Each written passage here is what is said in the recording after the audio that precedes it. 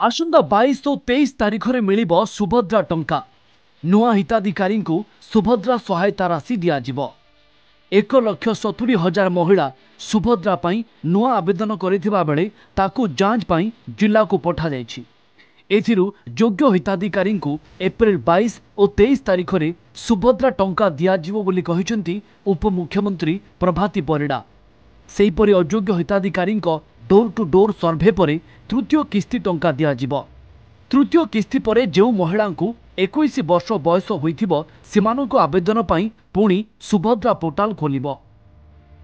गतकाली सुधा जहाँ मो पाखे रिपोर्टिंग आसी 1,70,000 लोकंकर नुआ एप्लिकेशन आसी जिला को जाइए आमे पठे देचु 2 तारीख रु जिला तापरे जो सर्वे करे दमो जे जो माने हिताधिकारी अप्लाई करचंती से माने सठिक अछंती मोडालिटी अनुसार 22-23 तारीख को ये 1,70,000 भितरु जो माने योग्य हेबे से माने को पुणी थरे सुभद्रा देवी।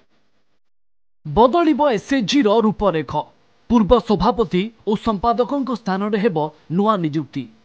तृणमूल स्तर में महिला नेतृत्व सृष्टि पाई उद्यम कराजिबो। चलित मासरे स्वयं सहायक गोष्ठी को पुनर्गठन कराजिबो। यहाँ पर जीपीएलएफ, सीएलएफ एवं बीएलएफ को जिला स्तर और राज्य स्तर में नुआ नियुक्ति दिज्व। जो माने 2 थर 4 वर्ष अधिक रही सेमानंकु आउ नियुक्ति मिलिबनी बोली कहिसेंती उपमुख्यमंत्री प्रभाती परिड़ा। सेपटे बीजेडी कहिछि राजनीतिक उद्देश्य रखी महिला को व्यवहार करने को चाहूँगी बीजेपी सरकार। नवीन पट्टनायक एसएचजी करथिले।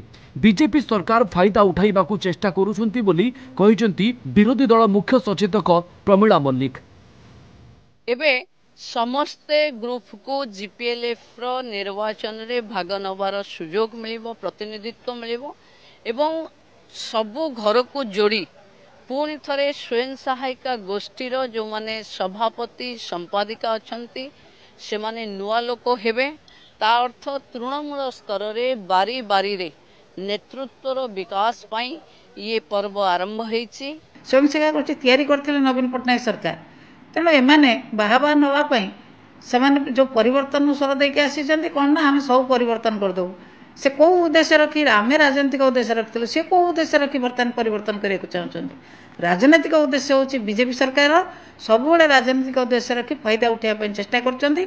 महिला माने बुझी सारे कि भाव से शोषण शिकार होती अत्याचार शिकार होती। राज्य में कोटी टपिची सुभद्रा हिताधिकारी संख्या। এই যোজনার যোগ্য মহিলা হিতাধিকারী वर्ष में 2टी किस्ती में 5,000 टंका लेखाएं दिज्वर व्यवस्था रही। भुवनेश्वर वीडियोग्राफर महेंद्र और संदीप सहित अमीय रंजन सिंह और प्रीतिकांत नायकों रिपोर्ट कलिंग टीवी।